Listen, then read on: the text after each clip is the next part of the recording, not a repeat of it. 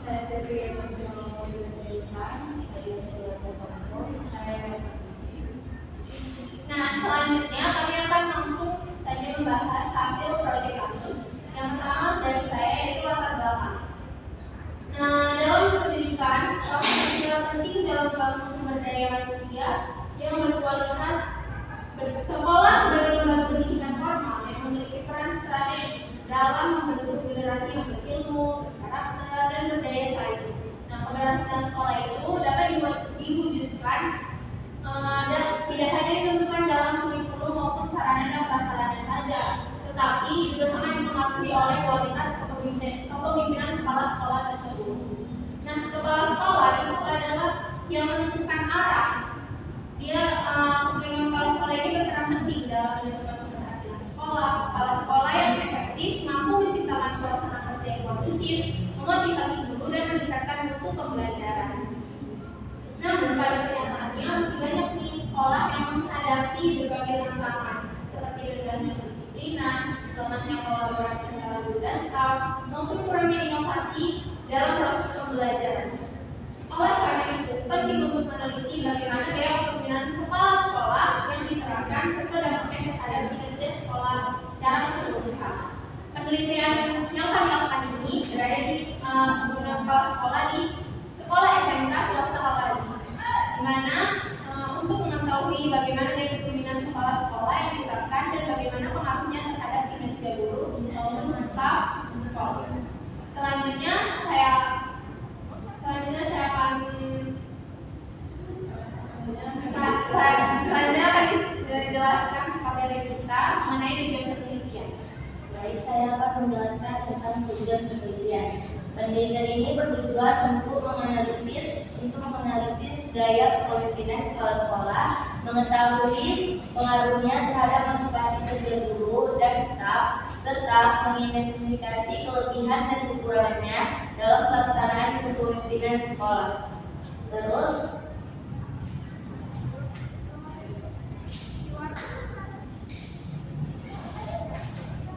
tujuan penelitian itu untuk mengetahui gaya kepemimpinan yang diterapkan kepala sekolah dalam mengelola sekolah, untuk menganalisis pengaruh gaya kepemimpinan kepala sekolah terhadap motivasi kerja guru dan staf, untuk mengkaji kontribusi gaya kepemimpinan kepala sekolah dalam peningkatan kualitas pembelajaran, untuk mengidentifikasi faktor pendukung dan penghambat dalam penerapan gaya kepemimpinan kepala sekolah.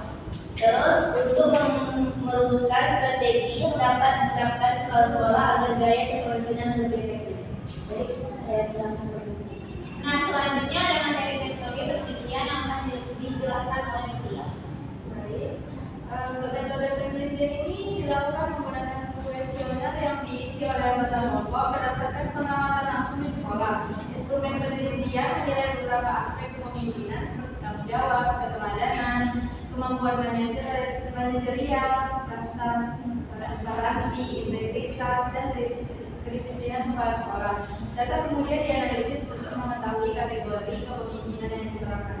Nah, jadi metode penelitian yang kami lakukan itu adalah dengan menyebarkan kuesioner yang ada 20 pertanyaan yang sebelumnya udah dijelasin sama Regika, karena kami mengalami sekolahnya, udah dijelaskan sama dia bagaimana gaya kepemimpinan bapak itu di sana di sekolah. Terus kami mengumpulkan pertanyaan itu, pertanyaan tersebut kami buat di kuesioner yang kami jawab ya. Selanjutnya adalah hasil penelitian ataupun analisis data yang akan dijelaskan pada sesi. Selanjutnya kita masuk ke hasil penelitian. Jadi hasil penelitian ini menunjukkan bahwa kepala sekolah SMK swasta Al-Aziz itu memiliki tanggung jawab dan keteladanan yang sangat baik, teman-teman.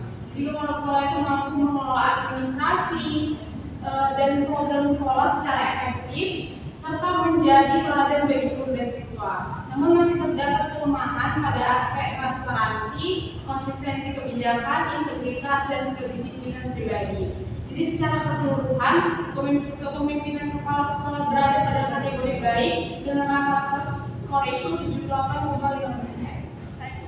Analisisnya, jadi kepala sekolah itu menerapkan gaya kepemimpinan yang visioner, yaitu mampu memotivasi dan menginspirasi warga sekolah untuk terus berkembang. Jadi kami kemarin cerita kalau misalnya semenjak kepemimpinan kepala sekolah Bapak ini, sekolah mereka itu jadi lebih maju, lebih banyak kegiatan.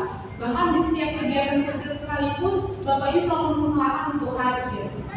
Jadi gaya ini terlihat dari cara kepala sekolah itu menumbuhkan semangat kerja untuk para guru dan staf pegawai di sekolah itu. Jadi rasa tanggung jawab guru juga semakin tumbuh karena Bapak ini terus memacu. Jadi meskipun demikian, aspek keterbukaan dan konsistensi ini mungkin masih perlu diperkuat agar kepercayaan dan kolaborasi di lingkungan sekolah mereka itu semakin meningkat. Nah, selanjutnya yaitu kesimpulan yang akan dijelaskan oleh Yuli. Jadi kesimpulannya, kepemimpinan kepala sekolah SMK swasta Alis tergolong baik dengan karakter visioner dan demokratis. Kepala sekolah menjadi panutan bagi guru dan siswa, namun perlu meningkatkan transparansi, integritas, dan disiplin pribadi. Diharapkan kepala sekolah terus memperkuat komunikasi terbuka, menegakkan keadilan dalam kebijakan, serta memberikan apresiasi kepada guru dan staf agar tercipta kepemimpinan yang efektif dan beretika.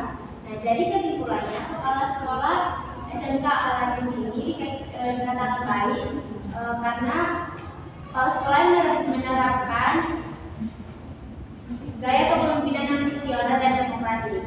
Nah, jadi kenapa dibilang visioner? Karena kepala sekolah ini mampu mengelola administrasi, keuangan, dan program sekolah yang menyangkut visi-misinya. Dan yang kepala sekolah ini dikatakan demokratis karena kepala sekolah melibatkan warga sekolah dalam pengambilan keputusan. Kepala sekolahnya juga mampu mau mengambil ide dari guru atau staf yang lain atau saran seperti itu. Baik, terima kasih. Saya kembali kepada Bapak. Nah, selanjutnya yang terakhir yaitu saran yang akan dijelaskan oleh Dari hasil diskusi kelompok kami memberikan saran kepada kepala sekolah yaitu agar kepala sekolah itu terus mempertahankan budaya kepemimpinannya yang visioner yang sudah berjalan dengan baik. Karena gaya ini mampu menumbuhkan motivasi dan tanggung jawab guru maupun staf.